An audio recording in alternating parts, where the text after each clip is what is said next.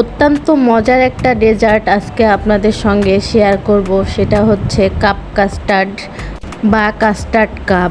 আসসালামু আলাইকুম এভরিওয়ান, সবাই কেমন আছেন? আশা করছি ভালো আছেন। আমিও আলহামদুলিল্লাহ ভালো আছি। চলুন বেশি কথা না বাড়িয়ে রেসিপি শুরু করে দেই।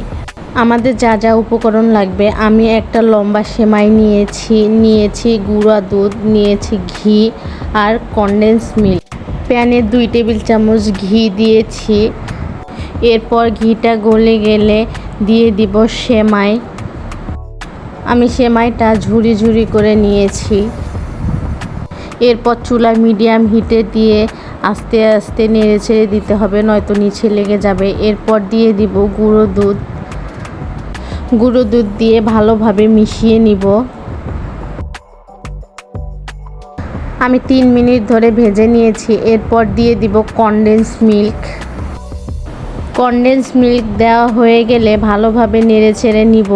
একটু আঠালো টাইপের করব, যেহেতু কাপ কাস্টার্ড বানাচ্ছি সেই ক্ষেত্রে একটু কাপ বাটির মতো তৈরি করতে হবে, এই জন্য আঠালো টাইপের করতে হবে। কনডেন্স মিল্কটাও বেশি দিতে হবে। দেখুন আমার পারফেক্টভাবে এটা হয়ে গিয়েছে, একদম আঠালো হয়ে গিয়েছে। এই পর্যায়ে আমি চুলা অফ করে দিয়ে এটা নামিয়ে নিব। এখন একটা কাপ তৈরি করব। এটা গরম অবস্থায় করতে হবে, ঠান্ডা হয়ে গেলে কিন্তু কাপটা বানানো যাবে না। এই জন্য আমি গরম অবস্থায় বানিয়ে নিচ্ছি। দেখুন আমি সবগুলো কাপ এইভাবে বানিয়ে নিব। দেখুন আমি সবগুলো কাপ বানিয়ে নিয়েছি। কাস্টার্ড কাপের ভিডিও একটা আমার দেওয়া আছে, আপনারা চাইলে দেখে নিতে পারেন। এটা আমি খুবই সিম্পলভাবে করেছি। এরপর চুলায় একটা হাঁড়িতে আধা লিটার দুধ দিয়েছি। দুধে বলক চলে আসলে দিয়ে দিব কনডেন্স মিল্ক। আপনারা মিষ্টির জন্য চিনিও দিতে পারেন, কিন্তু কনডেন্স মিল্ক দিলে এইটা খেতে অত্যন্ত দুর্দান্ত হয়, তাই চেষ্টা করবেন কনডেন্স মিল্কটা দেওয়ার। এরপর দুধটা বেশ কয়েকবার বলক উঠিয়ে নিব।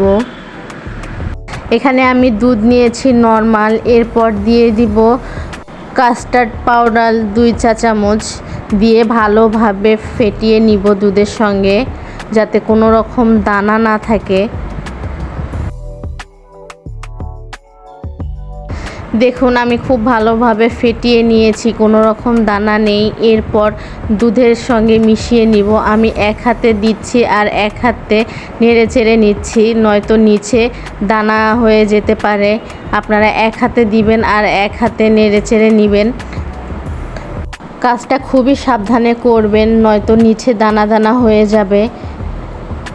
দেখুন আমার কিছুটা ঘন হয়ে এসেছে। আমি আর একটু আঠালো টাইপের করব, যেহেতু কাপের মধ্যে দিয়ে দিব। আঠালো টাইপ না হলে ওইটা কাপে লেগে থাকবে না। দেখুন আমার হয়ে গিয়েছে।